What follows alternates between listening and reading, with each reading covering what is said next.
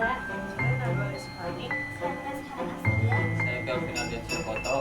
Oke, jadi untuk bahan-bahannya yang pertama ada tepung beras, ada ragi, ada kacang kedelai, ada lada sama madu.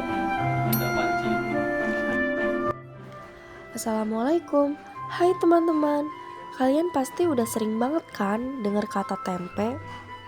Seberapa tahu sih kalian kalau dengan sepotong tempe ternyata memiliki banyak kandungan yang bermanfaat loh?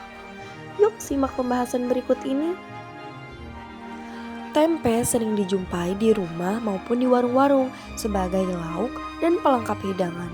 Ternyata tempe memiliki kandungan yang lebih baik loh dibanding dengan kedelai.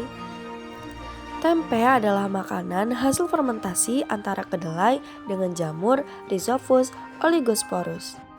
Kedelai sendiri mengandung protein 35%, bahkan pada varietas unggul kadar proteinnya dapat mencapai 40-43%.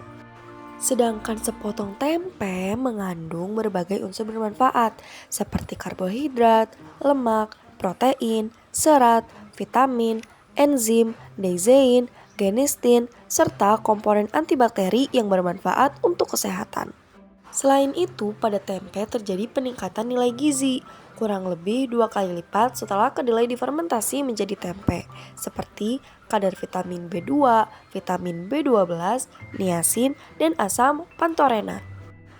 Teman-teman, gimana sih cara membuat tempe? Simak kembali pembuatan tempe setelah ini yuk. Tahap pertama pembuatan tempe yaitu dengan menghilangkan kotoran dan menghilangkan kulit.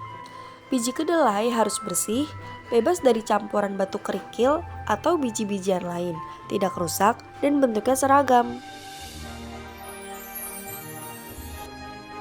Tahap yang kedua yaitu kulit biji kedelai harus dihilangkan untuk memudahkan pertumbuhan jamur.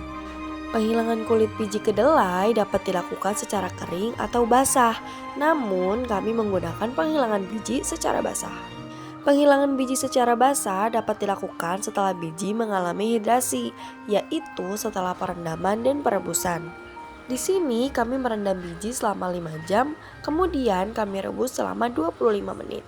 Selama proses perendaman, biji mengalami proses hidrasi, sehingga kadar air biji naik sebesar kira-kira 2 kali kadar air semula, yaitu mencapai 62-65%. Pada proses perendaman memberi kesempatan pertumbuhan bakteri-bakteri asam laktat sehingga terjadi penurunan pH dalam biji.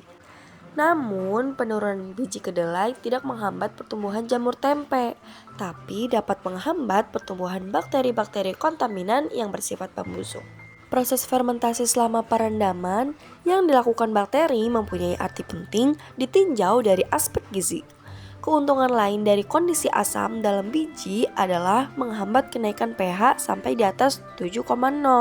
Karena pada pH di atas 7,0 dapat menyebabkan penghambatan pertumbuhan atau kematian jamur tempe.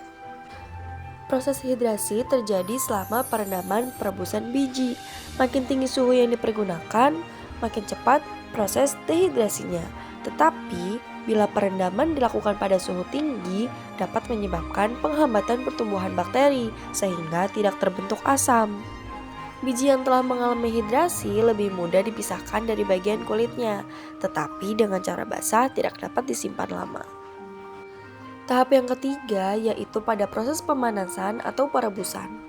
Hal ini bertujuan untuk membunuh bakteri-bakteri kontaminan, mengaktifkan senyawa trypsin inhibitor, membantu membebaskan senyawa-senyawa dalam biji yang diperlukan untuk pertumbuhan jamur. Tahap yang keempat, biji dapat ditiriskan dan dikeringkan. Tahapan ini bertujuan untuk mengurangi kandungan air dalam biji, mengeringkan permukaan biji, dan menurunkan suhu biji sampai sesuai dengan kondisi pertumbuhan jamur. Air yang berlebih dalam biji dapat menyebabkan penghambatan pertumbuhan jamur dan stimulasi pertumbuhan bakteri-bakteri kontaminan, sehingga menyebabkan pembusukan. Jadi, pastikan kacang kedelai sampai keadaan benar-benar kering ya. Selanjutnya, beri racikan ragi tempe dengan tepung beras sesuai dengan takaran. Kami menggunakan 1 sendok makan tepung beras dengan 1 sendok teh ragi tempe. Kemudian tahapan selanjutnya yaitu pengemasan. Kemasan yang digunakan untuk fermentasi tempe secara tradisional yaitu daun pisang, jati, waru, atau bambu. Namun kami menggunakan kemasan plastik yang diberi lubang. Kemudian tempe disimpan pada suhu 25-37 derajat selama kurang lebih 2 hari. Pada tahap tersebut terjadi proses fermentasi yang menyebabkan perubahan komponen-komponen dalam biji kedelai. Namun terdapat beberapa hal yang harus diperhatikan selama proses fermentasi tempe, yaitu keadaan yang lembab serta kebutuhan oksigen dan suhu yang sesuai dengan pertumbuhan jamur.